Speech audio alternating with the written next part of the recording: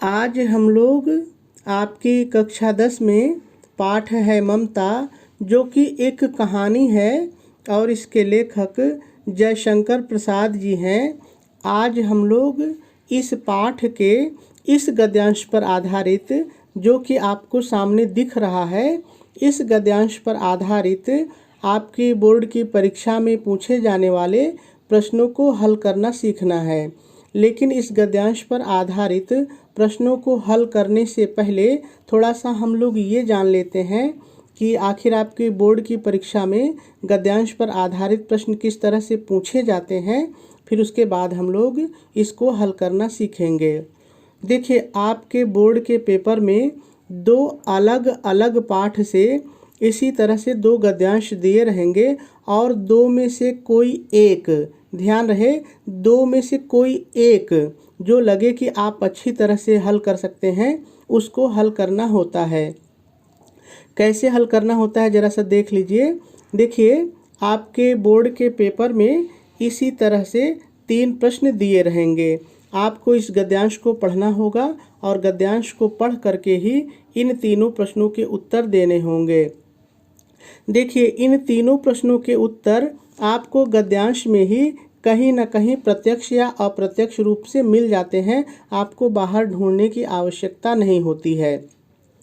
और देखिए, गद्यांश पर आधारित 2 प्रश्न निश्चित होते हैं, आएंगे ही आएंगे। ये पहला प्रश्न निश्चित है, आएगा ही आएगा। गद्यांश कोई भी आए, ये आए या इससे दूसरा आए, उसका आपको संदर्भ लिखना ही होगा। और दूसरा प्रश्न भी निश्चित होता है कि जो भी गद्यांश आएगा, जिस पाठ से भी गद्यांश आएगा, उसके रेखांकित अंश की व्याख्या आपको करनी होगी। ये 2 प्रश्न निश्चित होते हैं, कोई काट नहीं सकता है। तीसरा प्रश्न कहीं से भी पूछा जा सकता है, लेकिन गद्यांश में ही इस लाइन से भी उठाया जा सकता है, इस लाइन से, इस लाइन से, इस लाइन से, कहीं भी तीसरा प्रश्न कहीं से भी बनाया जा सकता है। लेकिन इसका उत्तर भी आपको गद्यांश से ही ढूंढने पर मिल जाता है। और देखिए, एक प्रश्न 2 नंबर का होता है। इस तरह से ये जो प्रश्न होता है, ये 6 नंबर का होता है। ठीक है, चलिए अब हम लोगों को इन प्रश्नों को हल करना है, लेकिन एक बार हम लोग गद्यांश को पढ़ लेते हैं, फिर उसके बाद हम लोग इन प्रश्नों को हल करना सीखते हैं। तो मुगल कहता है, जो मुगल था, आपने पाठ पढ़ा होगा तो आपने देखा होगा, जो मुगल है तो मुगल कह रहा है ममता से, गला सूख रहा है, साथी छूट गए हैं। मुगल कहता है कि प्यास से मेरा गला सूख रहा है, मेरे सारे साथी छूट गए हैं। अश्व गिर पड़ा है, मेरा घोड़ा भी थक करके गिर पड़ा है।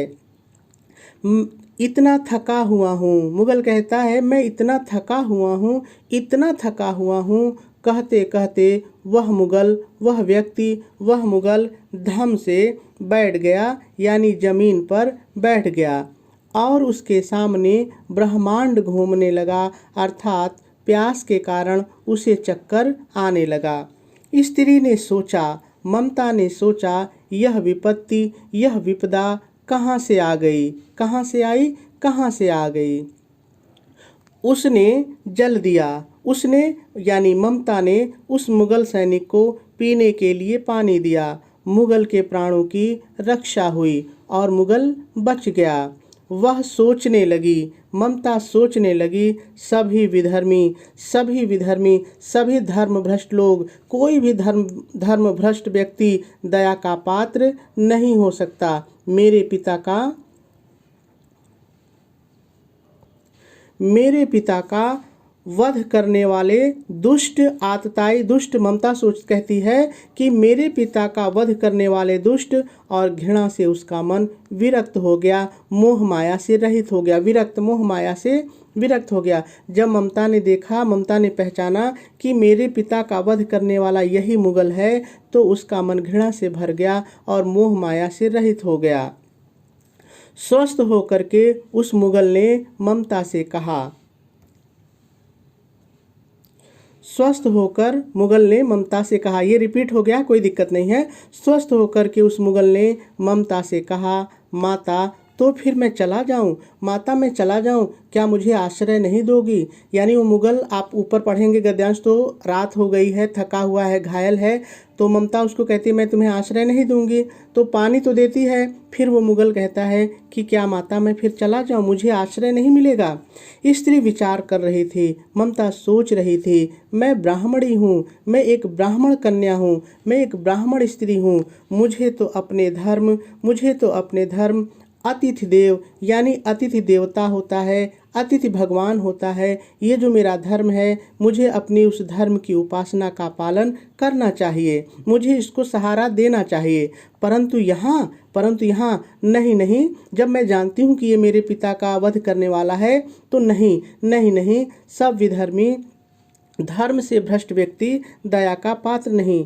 फिर ममता मन में सोचती है, फिर उसका विचार बदलता है और कहती है लेकिन यह दया तो नहीं, मैं इसके ऊपर दया तो नहीं कर रही, ये तो मेरा कर्तव्य है और मुझे अपना कर्तव्य करना चाहिए। तब क्या होता है वो नीचे के गद्यांश में होगा, तो उसको आगे पढ़ेंगे।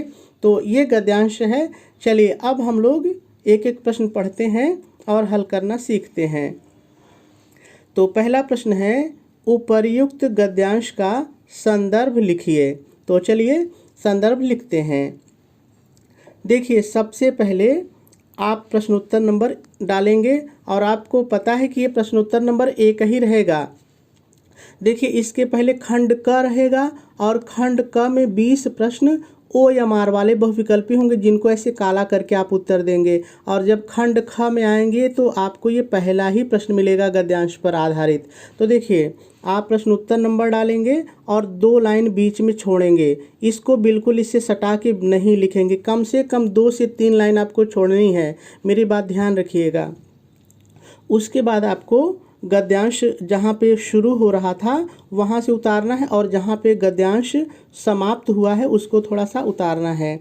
इससे फ़ायदा ये होगा कि जो कॉपी जांचने वाला है वो एक झटके में जान जाएगा कि इस बच्चे ने 2 में से कौन सा हल किया है। ठीक है, उसके बाद उतारने के बाद फिर से आप 2 लाइन छोड़ेंगे या 3 लाइन छोड़ेंगे। ठीक है, आपको AB कॉपी बोर्ड में मिलती है तो कॉपी की चिंता मत करिए। उसके बाद आप जो उप नंबर रहेगा प्रश्न का, रोमन में रहेगा या क ख रहेगा, जो भी रहेगा आप पेपर में देखिएगा, उसको डालिएगा और हेडिंग डालेंगे संदर्भ और डैश डाल करके लिखेंगे प्रस्तुत गद्यांश हमारी पाठ्य पुस्तक हिंदी के गद्य खंड में संकलित ममता नामक कहानी से। अब यहाँ पर ध्यान दीजिए, यहाँ पर 3 चीज़ें लिख सकते हैं, ममता नामक कहानी से, ममता नामक पाठ से, ममता नामक शीर्षक से। 3 में से कोई एक जो आपको अच्छा लगे लिख सकते हैं, कोई दिक्कत नहीं है। तो ममता नामक कहानी से लिया गया है, इसके लेखक जयशंकर प्रसाद जी हैं। और आपका पहला प्रश्न पूरा हो जाएगा, हल हो जाएगा। चलिए दूसरे प्रश्न पर चलते हैं। देखिए, दूसरा प्रश्न कह रहा है गद्यांश के रेखांकित अंश की व्याख्या लिखिए। तो एक बार हम लोग देख लेते हैं कि गद्यांश में रेखांकित अंश है कहाँ पर। तो देखिए, यहाँ से रेखा खींची गई है, यहाँ से शुरू है और यहाँ से होते हुए इतनी रेखा खींची गई है, हमको इसी की व्याख्या करनी है।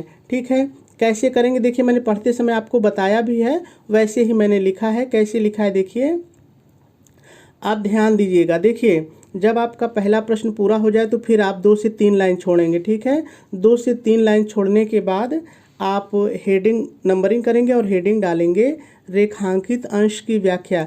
देखिए, आपकी हेडिंग यही रहेगी क्योंकि प्रश्न ने कहा है कि रेखांकित अंश की व्याख्या कीजिए। ठीक है, और शुरुआत हमेशा कोई भी पाठ हो, कोई भी गद्यांश हो, ऐसे ही करेंगे। देखिए, प्रस्तुत रेखांकित अंश में लेखक जयशंकर प्रसाद जी कहते हैं कि, इतना आपको हमेशा अपने से जोड़ना है। जब पाठ बदल जाएगा तो बस ये बदल दीजिए, लेखक का नाम बदल दीजिए, हो गया। ठीक है, बाकी बोलना ऐसे ही है, शुरू ऐसे ही करना है। जयशंकर प्रसाद जी कहते हैं कि ममता ने, अब गद्यांश की व्याख्या शुरू है, ममता ने मुगल सम्राट को पानी पिलाया और उसके प्राणों की रक्षा हुई।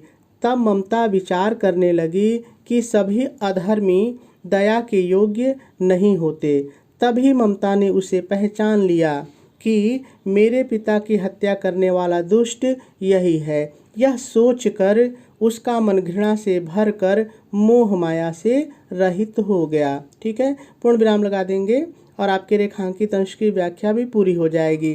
देखिए, रेखांकित अंश में अगर आपको ज़्यादा नहीं आता है तो थोड़ा थोड़ा बदल के थोड़ा सा लाइन आगे पीछे करके भी यदि आप लिख देंगे तो निश्चित रूप से आपको पूरा नंबर मिलेगा। तो आप रेखांकित अंश की व्याख्या को करिएगा ज़रूर, जैसा आएगा वैसा ही करिएगा, लेकिन छोड़ के मत आइएगा खाली। ठीक है, तो 2 प्रश्न पूरा हुआ।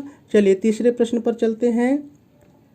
तीसरा प्रश्न कह रहा है, स्त्री किस धर्म के पालन के विषय में विचार कर रही थी। मैंने कहा तीसरा का उत्तर कहीं पर आपको गद्यांश में मिलेगा, तो चलिए ढूंढते हैं गद्यांश पर, कहीं ना कहीं मिलेगा।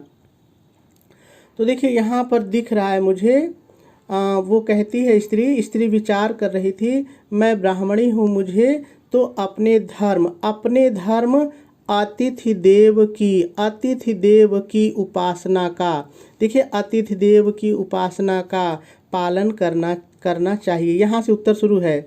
मुझे को प्रश्न के अनुसार बदलेंगे अभी, लेकिन यहाँ से लेकर के यहाँ तक उत्तर है। लेकिन सीधे सीधे हम उत्तर यहाँ से उतारेंगे नहीं, हम लोग देखेंगे कि प्रश्न की भाषा कैसी है, वैसा उत्तर देंगे। तो देखिए प्रश्न कह रहा है, स्त्री किस धर्म के पालन के विषय में विचार कर रही थी। ठीक है, स्त्री लिखा है तो इसको कैसे लिखेंगे, देखिए आप नंबरिंग कर लेंगे और लिखेंगे स्त्री अपने धर्म अतिथि देव की उपासना के पालन के विषय में विचार कर रही थी। पूर्ण विराम लगा देंगे और आपके तीसरे प्रश्न का उत्तर भी पूरा हो जाएगा।